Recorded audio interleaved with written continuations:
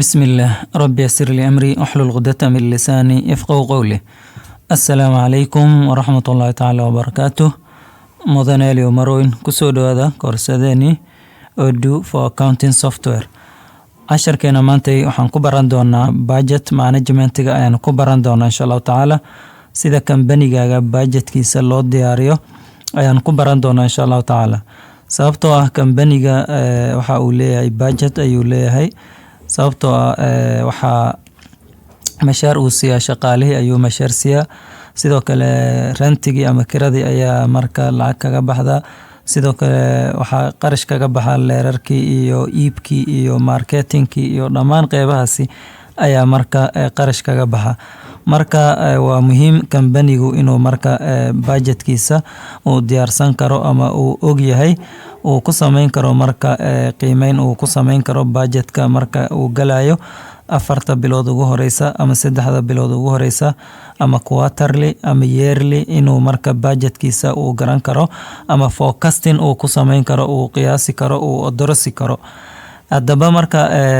marka aan sameynayno midaasi aan rabno casharkeena maanta inaan ku barano sababta loo sameynayo waxay tahay marka budgetkaasi inaad marka aad ka baaqsato wixii overspend ah qarashaadka marka adigu aad bixinayso oo marka oo xad dhaafka ah inaad ogaan karto ama aad garan karto daba marka si aan u sameyno midaasi ugu horeyn waxaan tagi doonaa qaybta iyo accounting ayaan tagi doonaa accounting markaan tagno kadib hadii aan ku dhufano qaybta iyo configurationka halkan qaybtan ugu dambeysa management ay ku qoran tahay waxaad u jeedaa hadda kuma jiro wax lagu magacaabo budgetary positions halkan ka maqan si aan u soo sameyno midaasi marka anagoo joogno configurationka waxaan ku dhufan doonaa qaybta iyo settingska markaan ku dhufano kadib hoos aan u socon doonaa qaybta iyo waxaan tagi doonaa analyticska qaybtaasi ayaan tagi doonaa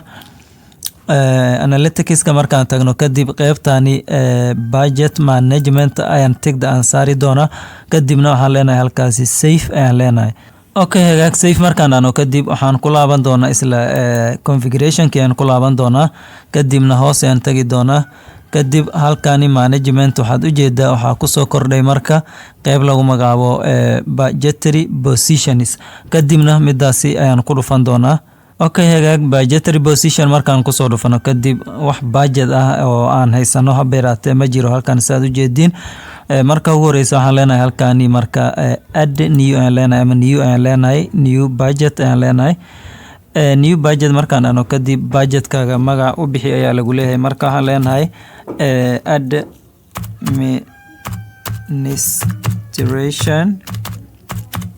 administration expenses ayaan leenahay administration expenses markaan dhahno kadib halkan waxaa lagu leeyahay add line ay ku qoran tahay administration expenseska marka accountada hoos imaanaya halkan geli ayaa lagu leeyahay kusoo dar kadibna add line kaas ayaan ku dhufan doonaa marka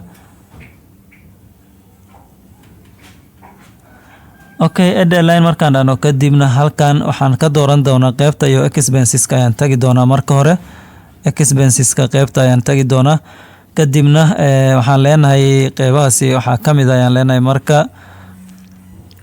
waxaa kamid ayaan leenahay hadii uu jiro purchase of equipment hadii uu jiro oo kambaniga uu sameynayo waxaan leenahay ku soo dar kadibna waxaan leenahay sidoo kale salary expenseska ayaa kamid ayaan leenahay sidoo kale waxaa kaloo kamid rent ayaa kamid ayaan leenahay kadibna saddexdaasi ayaan u dooran doonaa kadib waxaan leenahay halkani select okay hagaag marka hore khadka ayaa marka culeys ahaa dhowr jeer aan ku soo dhuftay balse inta kale waan iska delete gareyn doonaa waxaan rabnaa saddexdaasi ugu horeysa oo kaliya midkan delete ayaan leenahay sidoo kale midkan delete ayaan leenahay midkani delete ayaan leenahay midkani delete ugu dambeyna midkani delete ayaan leenahay intaasi ayaanu haysanaa marka saddexdani account ayaan u sameysanay oo marka budgetkeena aan u diyaarinay budgetkaasi marka ayaan midkaan ama saddexdan account ayaan u isticmaali doonaa. kadibna halkan waxaan leenahay marka save manually ayaan leenahay. kadib inta markaan samaysano waxaan tagi doonaa markale qaybta iyo accountingka markaan tagno kadibna halkan waxaan leenahay marka budgets ayaan ku dhufan doonaa.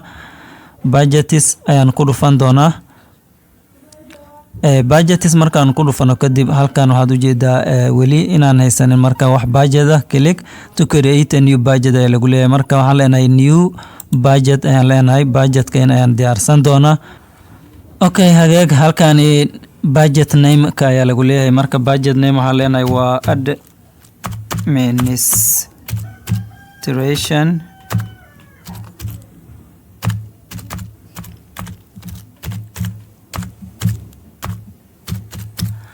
waxaan leenahay waa administration expenses ayaan leenahay budgetkaasi. administration expenses markaan dhahno kadib qaybtani budgetary positionka qaybtani ayaan ku dhufan doonaa. add line ayaan leenahay.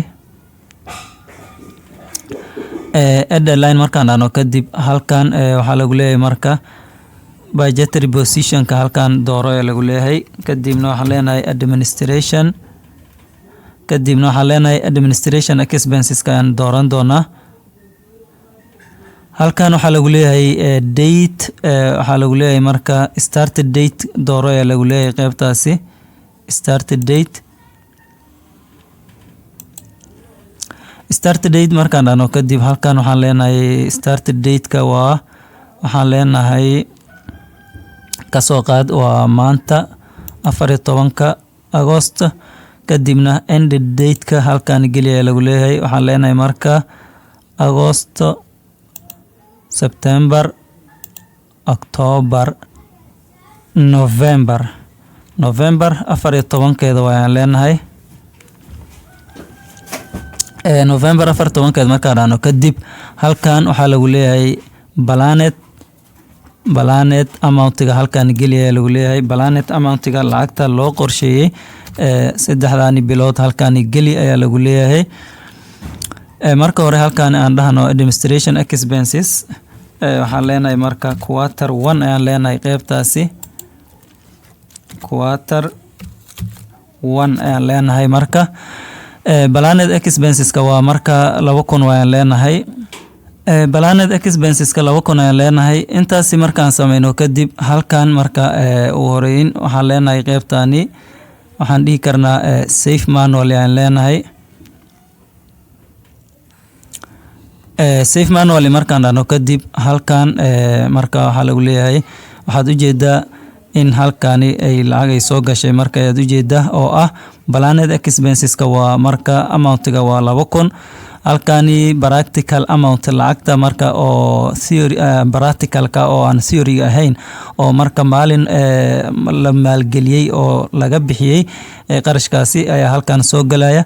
sidoo kale qaybtani waa theoretical amount waaye oo ah theoretical amount waxaa loola jeedaa inta maalin oo loo qorsheeyay quarter-kan inta bilood loo qorsheeyay maalin walba inta amount ah kaga soo aadaysa lacagtaasi in la isbaan gareeyo ama la qarash gareeyo ayaa qaybtaasi marka theoretical qaybtaasi amount-ga waa qaybtaasi marka inta markaan samaysano kadib halkan waxaan leenahay confirm ayaan leenahay marka confirm ayaan ku samayn doonaa. kadibna halkan waxaa lagu leeyahay marka approve ayaa marka waxa uu sameynayaa qofka responsible-ka oo manager-ka. kadibna waxaan leenahay marka approve ayaan leenahay. approve markaan dhahno kadib ugu dambeyn waxaan leenahay marka done ayaan leenahay. shaqadaasi marka ay dhamaatay oo marka si automatic ay u shaqeyn doontaa xisaabtani marka halkani lacagta aanu isbandhigarayno oo ayaa halkani marka kusoo gali doona ama kasoo muuqan doona marka sidaasi ayaad marka aad u sameyn doontaa waxa lagu magacaabo budget management-ga sidaas ayaad u diyaarin doontaa. waxaan rajaynayaa marka inaan isla fahnay casharkeena maanta oo ku aadanaa ama ku saabsanaa budget management. marka waxaan idin leeyahay soo dhawaada. wassalaamu calaykum waraxmatullaahi tacaala wabarakaatuh.